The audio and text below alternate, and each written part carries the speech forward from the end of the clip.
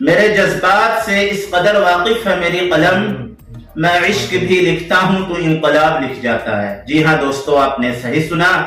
आज हमारे साथ जो है बातचीत करने के लिए एक ऐसे ही इनकलाबी जज्बात के मालिक, इनकलाबी सोच के मालिक, एक ऐसे दिल के धनी व्यक्ति जनाब जो है सैफुल इस्लाम साहब हमारे साथ बातचीत करने के लिए मौजूद हैं। जैसा कि आप सभी को पता है, नगर निकाय चुनाव को लेकर जो है अभी कोई अधिसूचना जो है जारी नहीं की गई है, लेकिन शासन प्रशासन ने आरक्षण सूची जारी कर जो है गहमा गहमी मचा दी है।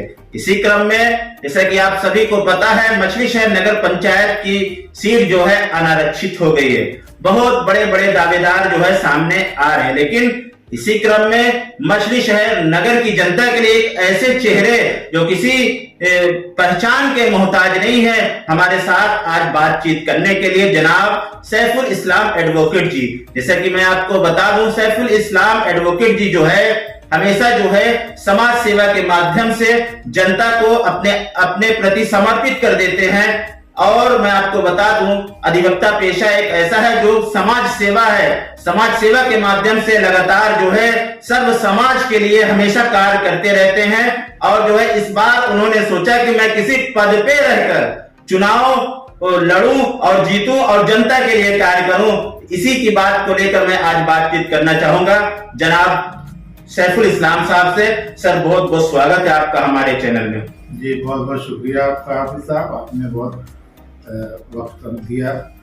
आपने समाज सेवा के माध्यम से काफी खिदमत की, काफी खिदमत को जो है आपने अंजाम दिया, लेकिन आपने कैसे मन बनाया, कैसे आपने ये सोचा कि मैं भी चुनाव लड़ूं और जो है कि समाज सेवा करूं? देखिए, ऐसा है कि चूंकि समाज सेवा मेरा पेशा है, समाज सेवा से मैं जुटा रहा हूँ, समाजवादी पार्टी से मैं काफी दिनों से लगा रहा, और नगर पंचायत की जो स्थिति है देख रहे हैं आप। मैं चाहता हूं कि जो नगर पंचायत में जो समस्याएं हैं, जो भ्रष्टाचार है, जो दिक्कतें हैं, उनको मैं दूर करूं। इन सब बातों को लेकर मेरे दिमाग में आया कि मुझे लड़ना चाहिए अध्यक्ष पद का चुनाव, ताकि हमारी जो नगर की जनता है उनको कम से कम मेरी जो सोच है उसका लाभ मिले। सर, आपके चुनाव लड़ने का मकसद क्या है कि आपने किस तरीके से मन बनाया, किस तरीके से विचार किया कि मैं चुनाव लड़ूं? थोड़ा सा हमारे दर्शकों को बताइए। जी, मेरा यही मकसद था लड़ने का, या लड़ने के लिए मैं इसीलिए तैयार हुआ हूँ। लोगों को कहना था कि जो बहुत सारे प्रत्याशी हैं, इससे पहले बहुत सारे नगर पंचायत अध्यक्ष रह चुके हैं लोग, तो आप पढ़े लिखे हैं, समझते हैं बातों को, नगर पंचायत की जो आवश्यकताएं हैं वो किस तरीके से पूरी करनी है, उनके लिए आप प्लान कर सकते हैं, किस तरीके से जो दिक्कतें हैं उनको आप दूर करवा सकते हैं। सर, जैसा कि आपने प्लान की बातें की तो आपके मन में क्या प्लान है, क्या मुद्दे हैं, क्या प्राथमिकताएं होगी जनता के लिए? आप जनता के लिए, हमारे नगर के लिए क्या कार्य करेंगे? देखिए, जनता के सामने बहुत सारी समस्याएं हैं, जो खासकर जो नगर पंचायत के अधिकार क्षेत्र में जो चीजें आती हैं वो पूरी तरीके से जनता को मुहैया नहीं हो पा रही है। शुद्ध पानी, शुद्ध हवा और सफाई, इन चीजों की वजह से बहुत सारी समस्याएं आ रही हैं, न बीमारियां फैल रही हैं। आपको बता दें कि गंदगी की वजह से और जल जमाव की वजह से, सही कारण से नाले की जो व्यवस्था नहीं है, उसकी वजह से बहुत सारी बीमारियां फैली। जैसे आपने बीमारी और गंदगी की बात की, तो अभी आपने गुज़िश्ता महीनों में आपने देखा होगा कि पूरे नगर में हाहाकार मचा हुआ था कि डेंगू फैला हुआ था। तो आप इसको किस नजरिए से देख रहे हैं? मैं उसको इस नजरिए से देख रहा हूँ कि मछली शहर की जनता ने करोड़ों रुपए सिर्फ अपनी इलाज पर, बीमारियों पर खर्च कर दिया। बहुत सारे लोग ऐसे बीमार हुए, उनका बिजनेस, उनका धंधा ठप हो गया, दुकानें बंद रही। तो इन सब को देखते हुए मेरे मन में आया कि जो समस्या है, समस्या का मूल कहाँ पे है, हम उसको खोजेंगे, उसको दूर करेंगे, ताकि ऐसी बीमारियां फिर दोबारा मछली शहर के अंदर में न फैलने पाए। उसके लिए पूरी तरीके से मैं काम करूंगा।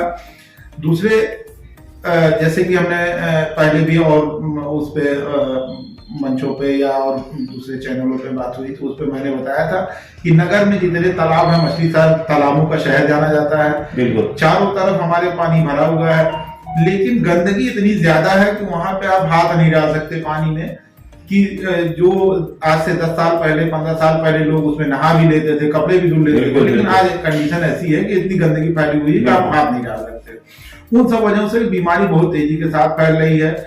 उन सारी तालाबों की मैं सफाई कराऊंगा, उनका सौंदर्यीकरण का प्रयास करूंगा, उनके अगल बगल वृक्षारोपण होगा, शेल्टर बनवाऊंगा, ताकि लोग जो संस्कार होते हैं हिंदू धर्म में, मुंडन संस्कार होता है, शुद्धक होता है, उसके लिए लोग परेशान रहते हैं, गंदगी में बैठ करके उनका संस्कार पूरा होता है, उसको मैं सफाई करवा करके वहां पर शेल्टर दूंगा, ताकि लोगों को अपना संस्कार पूरा करने में आसानी हो।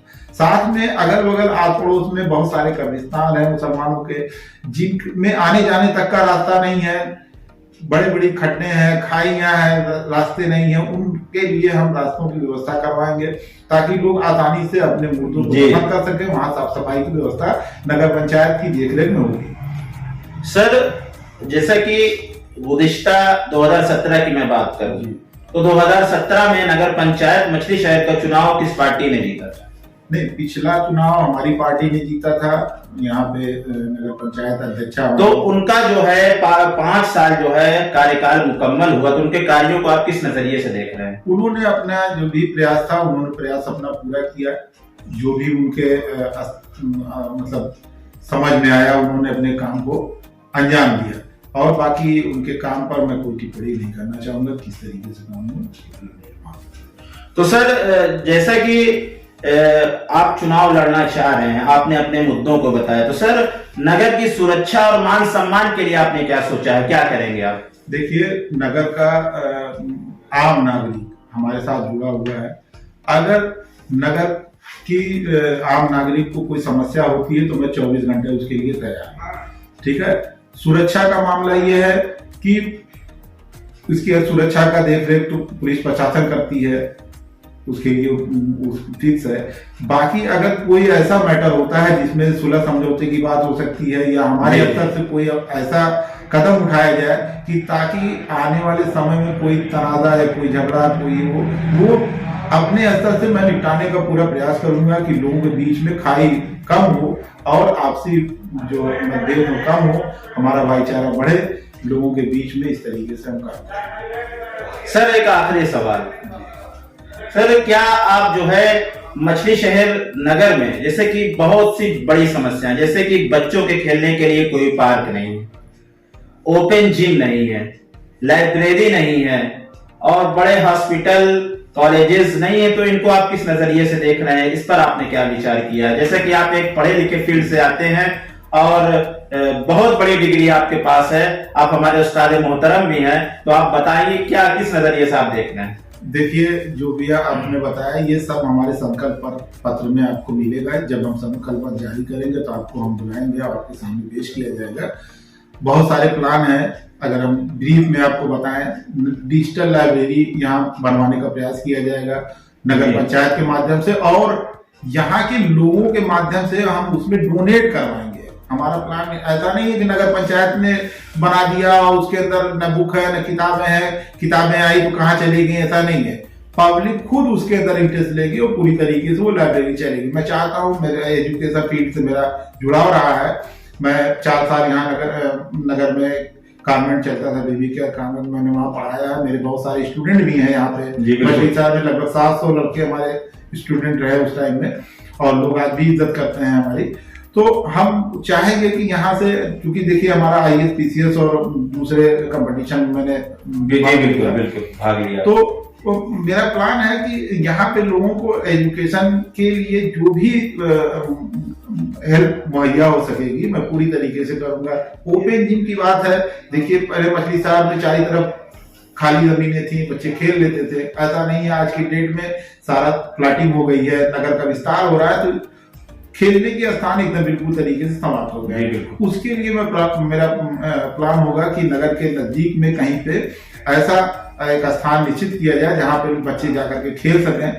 और ओपन जिम की जो आप बात कर रहे थे, उसके लिए अभी जो खली जमीनें हैं या जो तालाब हमारे अगल बगल मौजूद हैं उनके किनारे पे हम पेड़ पौधे लगाएंगे, साथ में ओपन जिम वहां पे लगवाएंगे और बैठने की व्यवस्था बनाएंगे कि लोग वहां घूमने जाएं, बैठे, नेचुरल हवा लें और कुछ कसरत भी करें जिससे कि उनके स्वास्थ्य पर अच्छा असर पड़े। जी सर, क्या आप बता सकते हैं हमारे नगर की मुख्य समस्या क्या है? हमारे मुख्य समस्या जो नगर की है इस वक्त सफाई है, जिसकी वजह से पीछे हमने देखा कि कितनी बीमारियां फैली। लेकिन साफ सफाई के मामले में मछली शहर 33वें स्थान पर आया है, आपने पेपर और मीडिया के माध्यम से आपको पता चला। वो तो सही है, नगर की साफ सफाई की व्यवस्था जो थी उस पर 33वें स्थान पर आया, लेकिन बहुत सारी ऐसी जगह है जहाँ पे साफ सफाई नहीं है जिसकी बहुत जरूरत है।